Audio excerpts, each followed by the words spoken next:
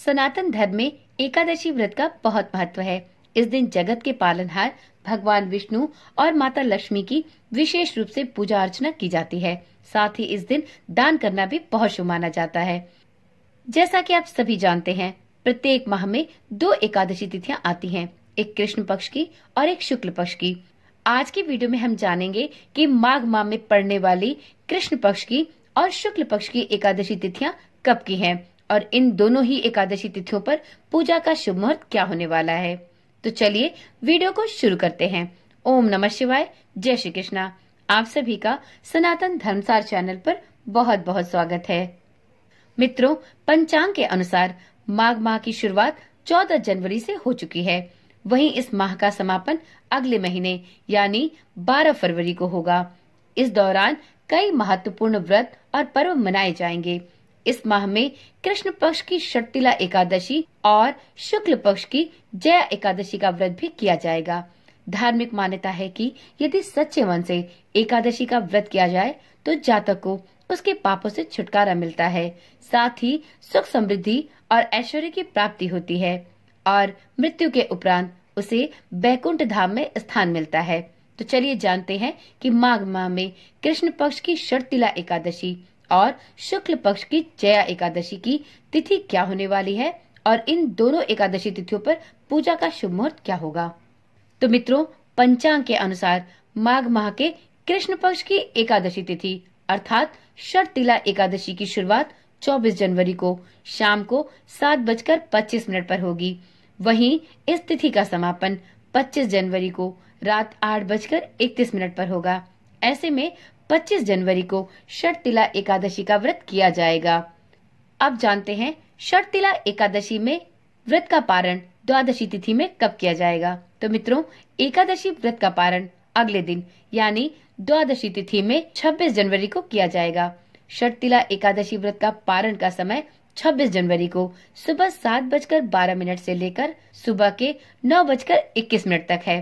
तो यदि आप एकादशी का व्रत रखते हैं तो द्वादशी तिथि पर 26 जनवरी के दिन हरिवासर की समाप्ति के बाद पारण के इस शुभ समय में अपने व्रत का पारण अवश्य कर लें। ऐसी मान्यता है, एकादशी का व्रत करने वाले साधकों को हरिवासर की समाप्ति के बाद द्वादशी तिथि में अपने व्रत का पारण अवश्य कर लेना चाहिए, अन्यथा उन्हें उनके व्रत का पुण्यफल नहीं प्राप्त होता।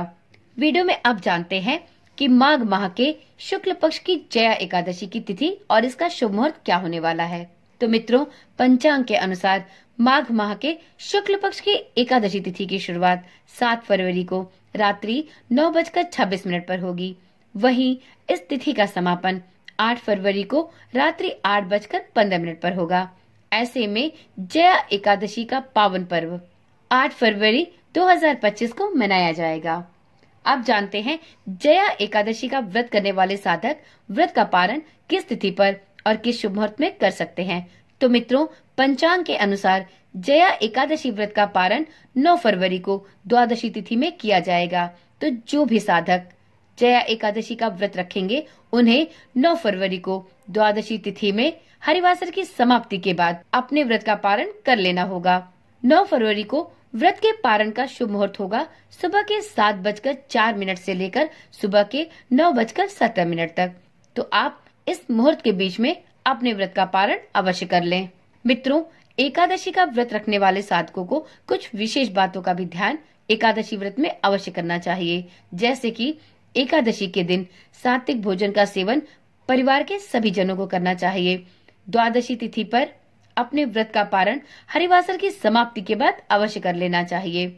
इसी प्रकार से एकादशी का व्रत रखने वाले साधकों को दशमी तिथि से ही सात्विक भोजन और एकादशी व्रत के सभी नियमों का पालन भी अवश्य करना चाहिए। एकादशी व्रत में चावल का सेवन पूर्णतया वर्जित माना गया है। विष्णु भगवान की भोग थाली में तुलसी के पत्र अवश्य शामिल करें। इसके बिना विष्णु भगवान भोग को ग्रहण नहीं करते हैं। इस दिन घर की साफ सफाई और अपनी स्वच्छता का भी विशेष ध्यान रखें। इस दिन आप व्रत रखने के बाद द्वादशी तिथि पर गरीब लोगों या मंदिर में अन्न, धन और वस्त्र का दान भी अवश्य करें।